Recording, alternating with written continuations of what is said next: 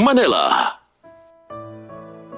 Pagbasa sa Aklat ng Kawikaan, Kabanata 11, Talata 1 hanggang 31. Kasuklam-suklam kay Yahweh ang timbangang may daya, ngunit kasiyahan naman ang timbangang tama. Kahihiyan ang laging dulot ng kapalaluan, ngunit pagpapakumbabay, nagbubunga ng karunungan. Ang tuntunin ng matuwid ay katapatan, ngunit ang masamay wawasakin ng kanyang kataksilan. Walang halaga ang yaman sa araw ng kamatayan, ngunit ang katwiran ay naglalayo sa kapahamakan. Mas panatag ang landas ng tapat ang pamumuhay, ngunit nabubuwal ang masasama sa sariling kabuktutan. Ang katwiran ng mga matuwid ang nagliligtas sa kanya, ngunit ang masama ay bilanggo ng kanyang masamang nasa. Ang pag-asa ng masama ay kasama niyang pumapanaw. Ang umasa sa kayamanan ay mawawalang kabuluhan. Ang matuwid ay inilalayo sa bagabag, ngunit ang masama ay doon bumabagsak. Ang labi ng walang Diyos sa iba ay mapanira, ngunit ang dunong ng matuwid ay nagliligtas ng kapwa. Kapag ang matuwid ay pinagpapala, ang bayan ay nagagalak, ngunit higit ang katuwaan kapag ang masamay napapahamak. Dahil sa salita ng matuwid, ang bayan ay tumatatag,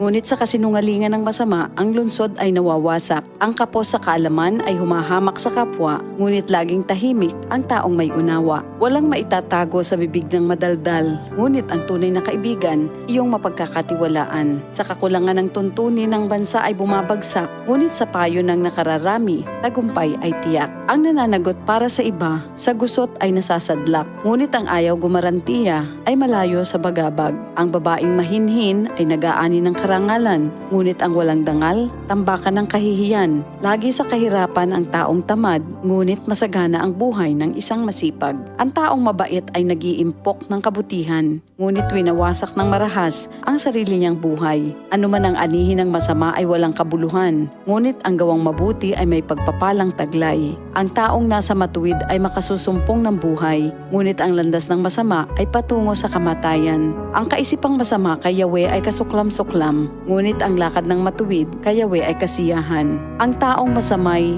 di makaliligtas sa kaparusahan, ngunit hindi maaano ang nabubuhay sa katwiran. Ang magandang babae ngunit mangmang naman ay tila gintong singsing sa nguso ng baboy.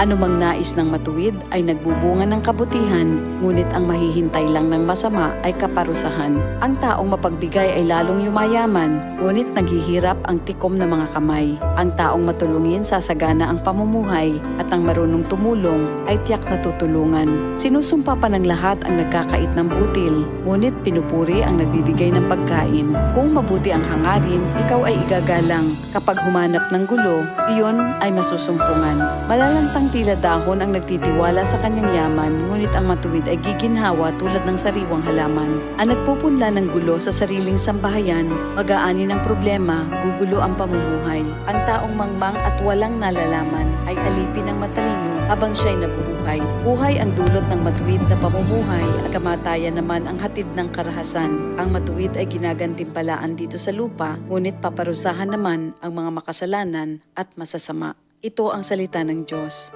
DCXL 55